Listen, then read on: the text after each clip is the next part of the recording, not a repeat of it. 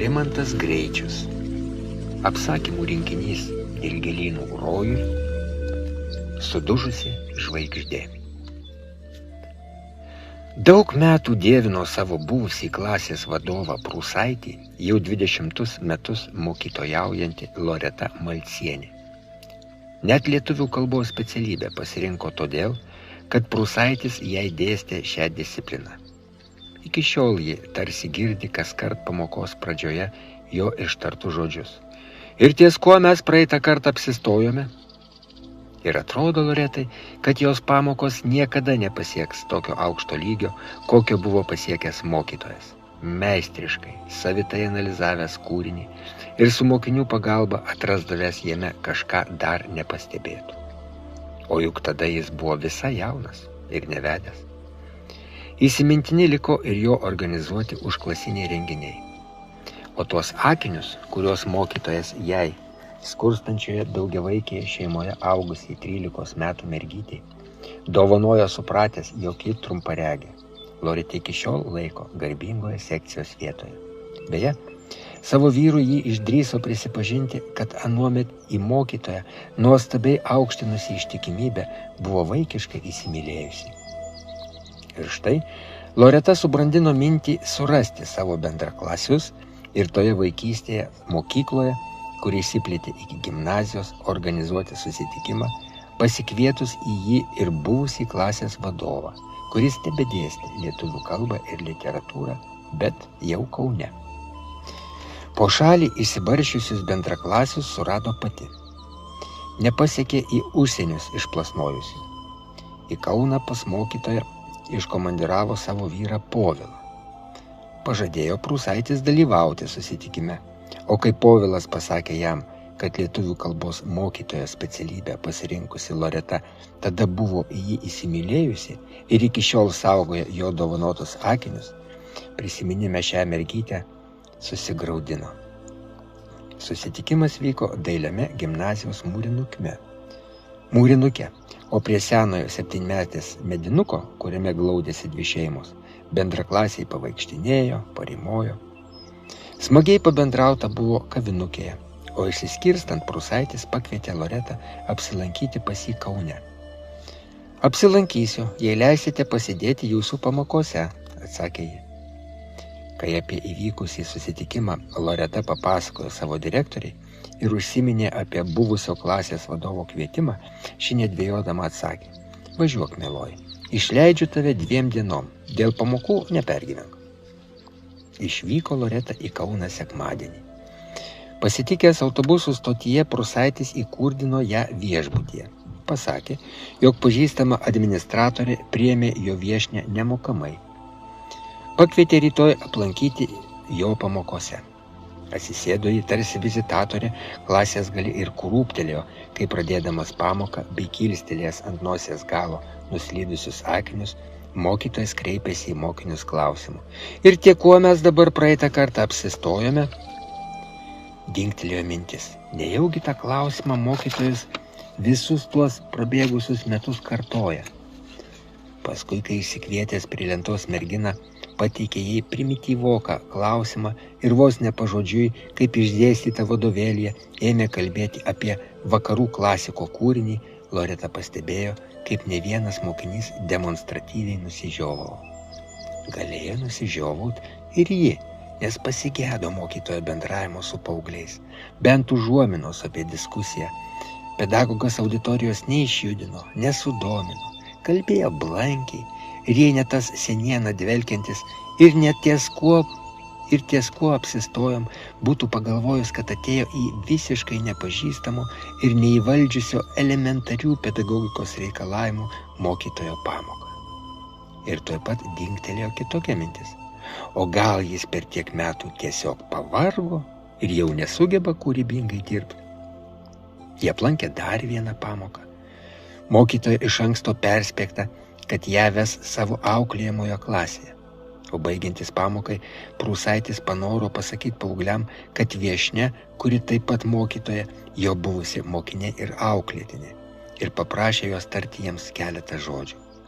Atsistojusi greta mokytojo, Loreta ištarė: Labai džiaugiuosi, kad po daugelio metų vėl pamačiau savo mokytoją. Ir žinoma, džiaugiuosi, kad jūs turi tokią nuostabų auklėtoją. Prisipažinsiu, mes tada savo mokytoją ir auklėtoją labai mylėjom. Ir paklausė, o jūs ar labai jį mylit? Geriau jau būtų neklausęs, nes klasė atsakė netikėtą tylą. Tik pirmame suole sėdėjusi mergaitė be jokio entuziazmo burbtelėjo. Mylim. Tuo metu sučiškė pertrauką skelbiantis skambutis. Paaugliai šurmuliuodami ėmė kilti. O mokytojas, akivaizdžiai pasimetęs ir paraudęs, drebančiom rankom ėmė graibyti nuo stalo klasės žurnalą ir pamokos pradžioj surinktus sąsiuvinius. Šiek tiek atsipeikęs, paprašė Loretos išsakyti pastabas apie aplankytas pamokas ir tada šis sumelavo. Buvo labai įdomu. Gėrėjausi iš mano vaikystės atėjusio mokytojo darbo. Jiedu kalbėjosi po pamokų ištuštėjusioje klasėje ir mokytojas pasidomėjo, kiek savo vaikučių jo buvusi auklėtinė turi. Išgirdęs jog 5, nepagyrė ją, o suraukė žilstančius antakius, ištarė vargšelė, kankinė, į ką Loreta nieko neatsakė. Ji manė, kad mokytojas pakvies ją į savo namus, supažindins su šeimyna, tačiau jis paprašė leidimo aplankyti ją vakare viešbutyje ir atėjo apsivilkęs išeiginį kostiumą su rožių puokšte. Tačiau porą valandų užtrukęs pokalbis, tiksliau Prūsaičio monologas, visiškai ją nuvylė. Iš mokytojo nieko neišgirdo apie literatūros, kinematografo, spektaklių naujienas. Jis guodėsi, jog mokykloje prisiveisė daug nepaklusnių mokinių, tad darosi vis sunkiau dirbti, pasakojo įvairias jam esą koją kaišiojančias istorijas. Kai pakilęs atsisveikint paklausė, ar Loreta norėtų ir rytoj apsilankyti jo pamokose, ji vėl sumelavo, pasakius, jog truputį sunegalavo, tad jau rytojaus rytą iškeliaus namo. Mokytojas paprašė jos adreso, nes savo buvusiai mokinukiai ir auklėtiniai panoro parašyti laišką. Savo namų adreso nedavė. Pasakė, atsakymo lauksiąs pašte iki pareikalavimo. Ir tas jo laiškas jau netrukus atskriejo. Nuo vaikystės Loretai pažįstamų dailių braižų Prūsaitis rašė. Miela mano mergaitė, visas po susitikimo su tavim dienas skęstu kankinančiuose prisiminimuose nerandu savo vietos. Mane aplankęs tavo Povilas sakė, kad anuomet buvai įsimylėjusi mane, o aš dabar tiesiog beprotiškai tave įsimylėjau ir tikiuosi sulaukti tavo atsako. Juk 2 mylinčios širdys vargstančios be meilės sukurtose šeimose, kol dar nevėlu, privalo ištaisyti jaunystėje įveltas klaidas. Laišką žmonai, tą dieną užtrukusiai mokykloje ir vėlokai parėjusiai iš darbo, padavė Povilas. Perskaičiusi jį, Loreta keletą minučių sėdėjo pasimetus. Anų laikų mokytoja lygino su dabartiniu ir matydama 2 visiškai skirtingus žmonės, nepajėgė sujungti jų į vieną ir tą pačią asmenybę. Paskui perskaitė dar kartą. Ėmė juoktis ir padavusi laišką vyrui, šypsodamasi tarė. Be reikalo leptelė jam apie mano vaikišką įsimylėjimą.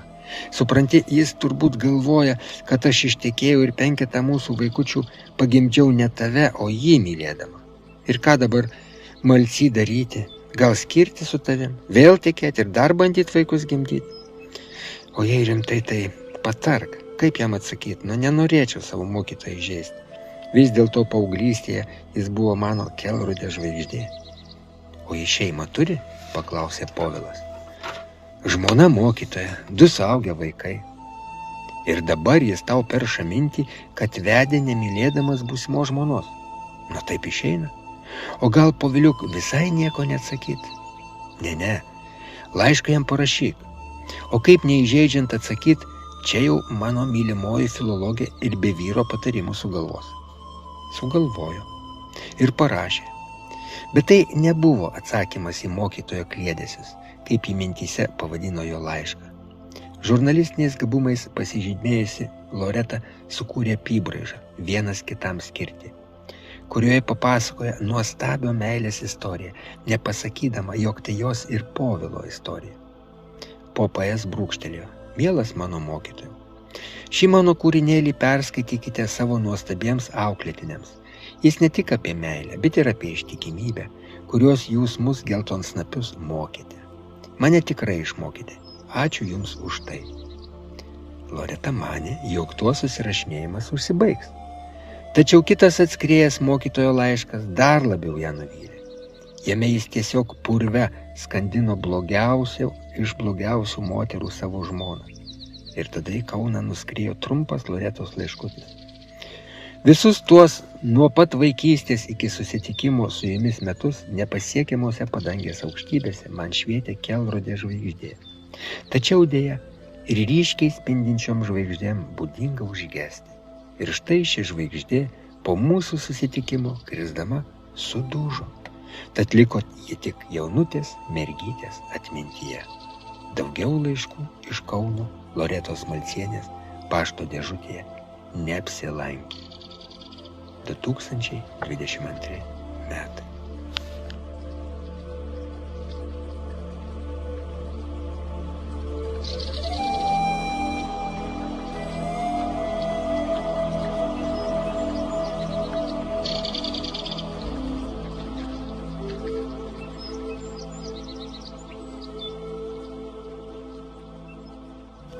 Rimantas Greičius.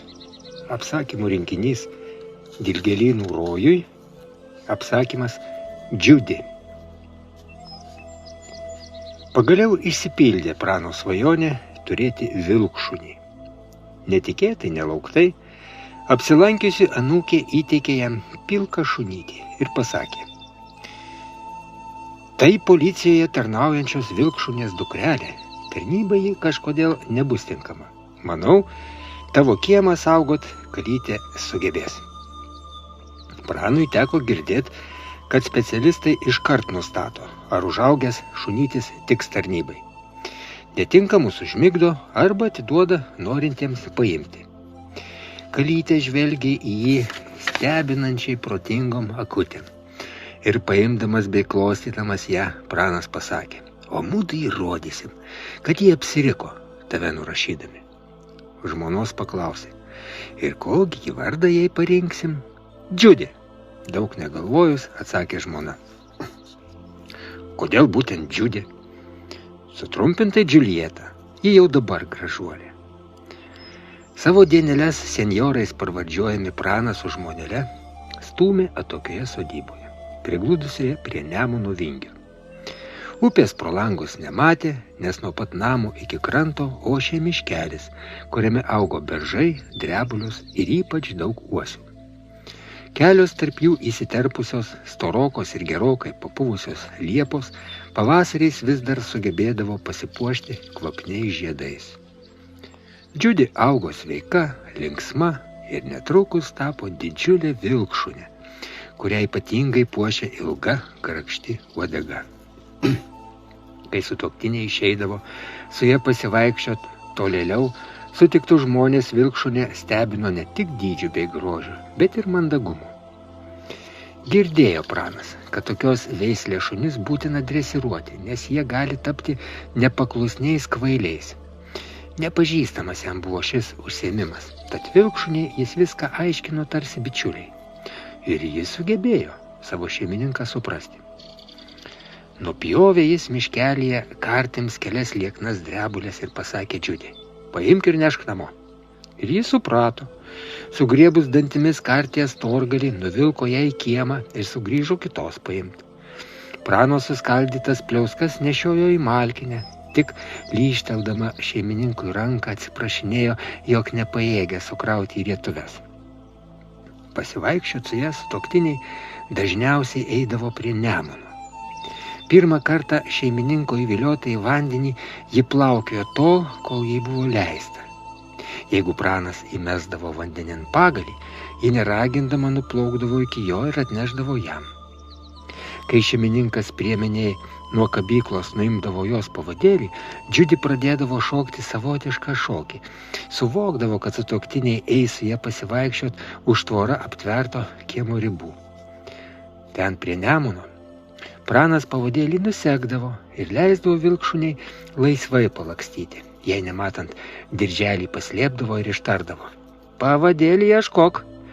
jį visada lengvai surasdavo ir kartą jį pakabinęs ant šakos ir liepęs ieškoti, ėmė stebėti, ką tokiu atveju Džiudi darys.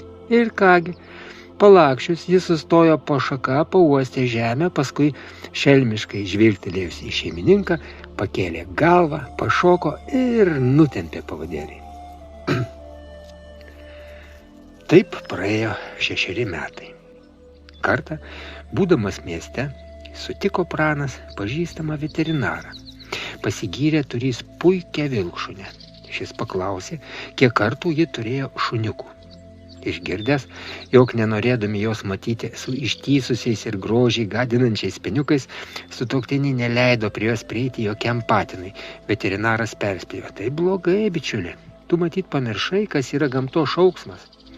Šios veislės vilkšunės, kurių šeimininkai taip elgiasi, dažnai suserga gimdos vėžiu, o tada jau viskas. Jei nori, kad ji tau ilgai tarnautų, pasistenk kuo greičiau ištaisyti klaidą. Buvo girdėjęs pranas, kad kažkokioje užmiestyje esančioje sodyboje jo šeimininkas voljeruose laiko apie 10 šunų patinų, kurie jiems atvežus kalę lengvai išsprendžia tokią problemą. Žinoma, už pinigą. Kitaip žmogus tokiu metu verslu neužsiminėtų. Užsuko pranas pats tą patinų karalium pramintą vyriškį. Pasiklausė šunų vokalinio ansamblio sutartinio lojimo, o šis mandagiai prisistatęs pasakė, atveškit savo kalę, kad ir rytoj. Kompanioną jei išsirinksit patys ir tada meilužę pas jį į voljerą parą įleisim. Pamatę gražuolę, patinai sukėlė tokį triukšmą, kad pranui su jų karalium nebuvo lengva susišnekėti. O pavadėliu prie voljero vedžiojamo Džiudi kiekvienam kavalieriui rodė dantis. Pagaliau vyriškiai stabtelėjo prie voljero, kuriame ausis pastatęs seilę varvino didžiulis vilkšunis. Pas jį nakvynėn ir buvo įleista Džiudi. Kiek aš jums skolingas? Paklausė pranas. Rytoj atsiskaitysit. Po šių gražuolių pabendravimo aš jums paskambinsiu. Na ir susirokuosim. Kai atvažiuosit, galės pasimti. Paskambino patinų vadas ankstyvą rytą, kai pranas dar lovoj murksojo. Nesušneko, o piktai suriko. Tuoj pat atvažiuok savo vilko pasimti. Kas atsitiko, šeimininkė? Atvažiuosi, pamatysi. Pamatyti tokį vaizdą pranas tikrai nesitikėjo.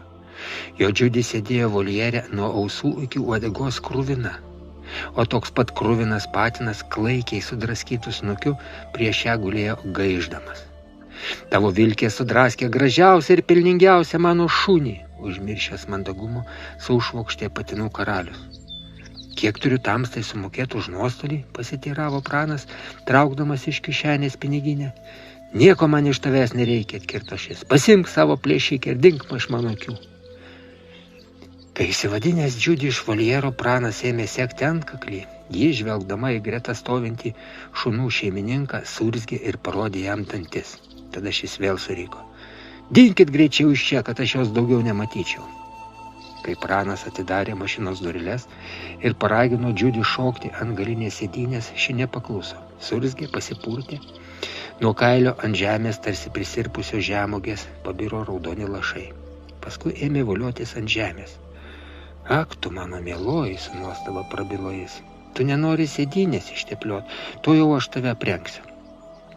Visada vežiojosi pranas bagažinėje seną lietpalį. Retsykiais mašinai kelyje sugedus pasitiesęs ant jo atsiklaupdavo ar net atsiguldavo. Aprėdęs juo paklusne tapusią Džiudi, paguldė ją ant sėdynės. Prausė sutuoktiniai Džiudi šiltnamyje šiltų vandeniu, o šis vis tikėjo nuo jos raudonomis šiurkšlėm. Tuo ir užsibaigė kalės susitikimas su jai įpirštų draugu. Dar 2 metus jį nešiojo, ką tik šeimininkas liepdavo, ieškojo vis išradingiau paslėpto pavadėlio, plaukiojo Nemune, o vieną vasaros rytą atsisakė pusryčių ir pažvelgė į šeimininką liūdnomis akimis.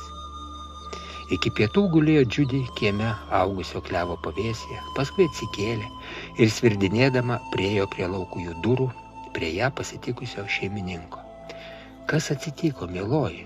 Glostydamas paklausė pranas. Ar nereikėtų mudviem pas veterinarą nuvažiuoti? Lyštelėjusi šeimininko ranką, Džiudi pasviro ir griuvo prie jo kojų. atsisveikino giliu atodūsiu. Palaidojo pranas savo numylėtinę miškelėje po galingą liepą ir palaistė smėlio kauburėlį vyriškom ašarom užritino ant jo rausvą gamtos nudailintą akmenį. Norėdamas prasiblaškyti, sėdo į mašiną, nukeliavo pas pažįstamą veterinarą, pasiguodė praradęs geriausią draugę ir padėjėją. Šis paklausė: o kodėl netvežė man jos sunegalavusios? O kiek kartų po ano mūsų pokalbio jų šuniukų buvo atsivedus? Ir papasakojo tada pranas bičiuliui, kas nutiko pas patinų karalių, kai Džiudi nakčiai buvo įstumta į didžiulio vilkšunio voljerą. Pasakojimą baigė žodžiais: man labai patiko tas gražuolis patinas, todėl jį ir išrinkau.